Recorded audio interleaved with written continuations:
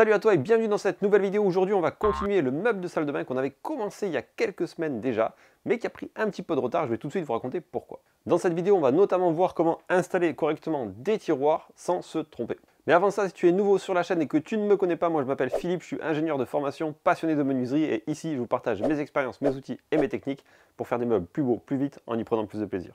Donc si le programme vous intéresse, pensez à vous abonner à la chaîne, vous n'allez pas le regretter.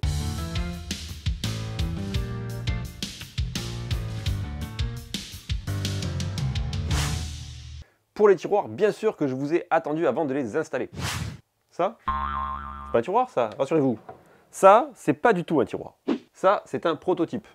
C'est-à-dire que c'est pas du tout la façade que je vais garder, c'est pas non plus le bois à l'intérieur qui va constituer le tiroir. Par contre, ça m'a permis de faire tout un tas de tests. Et ça, c'est vachement important à faire quand c'est la première fois qu'on utilise une quincaillerie. Parce que pour ce projet, j'avais la volonté de faire l'intérieur des tiroirs, donc les côtés du tiroir, etc., en bois massif, sauf qu'il m'arrivait deux problèmes. Le premier, c'était qu'une partie du bois que j'avais l'intention d'utiliser était piquée par les vers, et donc pas utilisable pour faire des projets de menuiserie. Donc il a fallu gérer un petit peu le stock, et j'avais pas suffisamment de volume de bois pour finir le projet. Et la deuxième raison, c'est que j'arrive vraiment à court de temps, parce que j'ai du monde qui vient à la maison prochainement, et j'aimerais vraiment avoir un meuble de salle de bain, pour éviter qu'on ait tous à se laver les dents dans la cuisine. Donc on se dépêche d'installer les tiroirs et pour aller un petit peu plus vite, j'ai commandé des kits tiroirs qui ont déjà les côtés qui sont déjà fabriqués, donc il y a juste à faire la façade, le fond et l'arrière. Un kit tiroir quand ça arrive sous cette forme, petit carton, à l'intérieur on va tout retrouver pour faire le tiroir. Donc là c'est de la marque Emuka, on n'est pas sponsorisé mais je trouve ça avec un rapport qualité-prix intéressant, donc je vous en parle quand même. Et je vous mettrai un lien affilié en dessous de la vidéo, ça mange pas de pain. Donc le principe d'un lien affilié, c'est que si vous achetez par le lien, nous on touche une petite commission qui va nous permettre de réinvestir dans du matériel notamment pour la chaîne, et vous, ça ne vous coûte pas plus cher. Donc à choisir, bref, peu importe. Donc ça c'est le principe des liens d'affiliation. Donc la marque Emuka, et dedans on va se retrouver avec donc, les côtés, les coulisses, et je vous montre ça tout de suite. Quand on ouvre un kit tiroir, qu'est-ce qu'on va retrouver à l'intérieur?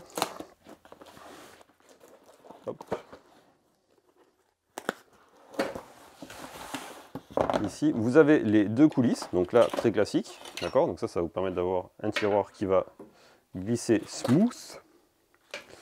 Et on a les deux côtés, ici, qui vont nous permettre d'avoir les deux côtés du tiroir. Et ça fait gagner un temps énorme, puisqu'il y a juste à couper le fond, l'arrière, et l'ensemble se clipse assez facilement. Et l'autre avantage, c'est qu'on va avoir aussi, ici, des petits clips qu'on va mettre sur la façade du tiroir. Et ça va nous permettre aussi de pouvoir l'ajuster assez facilement.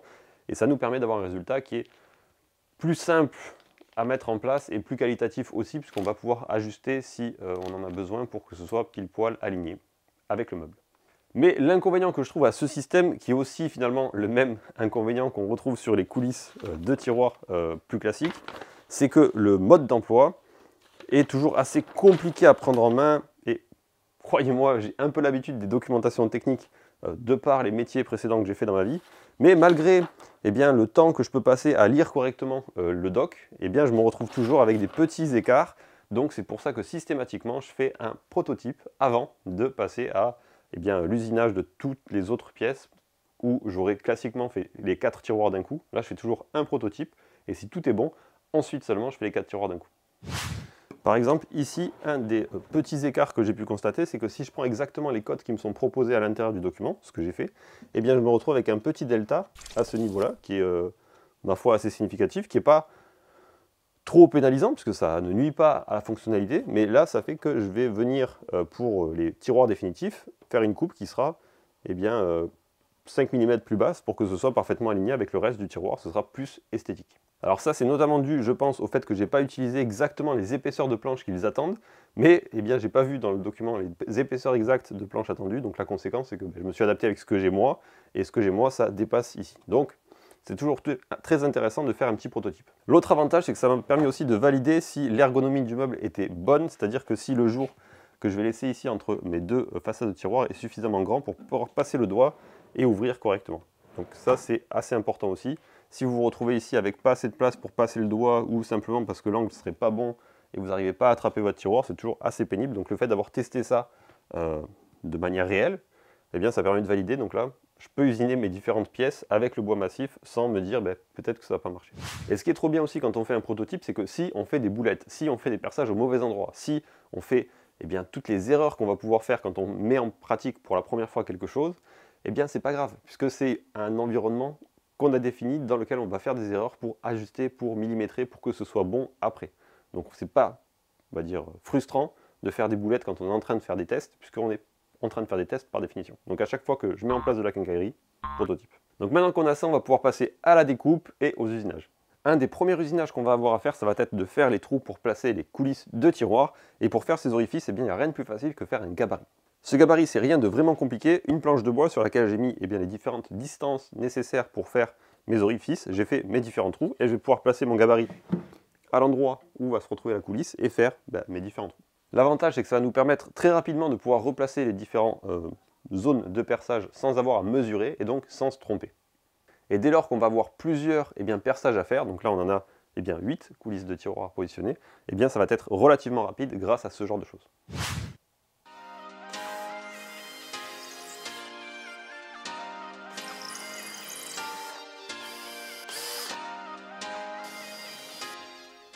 Ça, ouais, ça c'est cadeau de Noël ça. Je vous ferai un retour mais pour l'instant je suis encore dans la prise en main, donc pas tout de suite.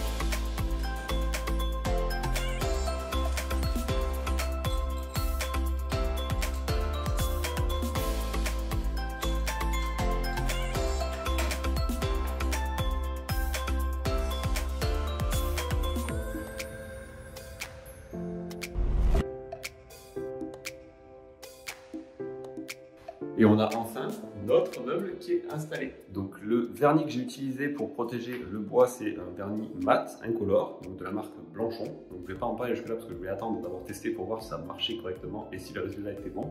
C'est le cas. Franchement, je me suis bien amusé à le passer. Les pinceaux se nettoient facilement et le résultat est bien. J'ai mis 3 couches, un éclairage entre chaque couche et ça m'a permis d'avoir vraiment un résultat lisse et top qui, je pense, sera parfait pour protéger le meuble. Et au niveau donc, de la pose de la vasque, j'ai mis du joint silicone tout autour et j'ai mis aussi du joint silicone sur le dessus du meuble pour éviter qu'éventuellement, s'il y a quelques gouttes qui vont descendre le long du meuble, ça ne vienne pas sur le bois debout, au cas où si éventuellement il y aurait des petites faiblesses sur la protection.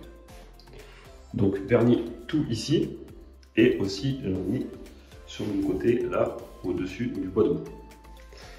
Merci d'avoir regardé la vidéo, c'est toujours un plaisir de vous partager mes projets. Dites-moi en commentaire ce que vous en avez pensé et je rappelle qu'en dessous de cette vidéo, je vous mets un lien vers les plans si vous êtes intéressé pour voir le détail de la conception de ce projet. Je vous souhaite de faire de superbes projets, amusez-vous bien, je vous dis à très vite, ciao ciao!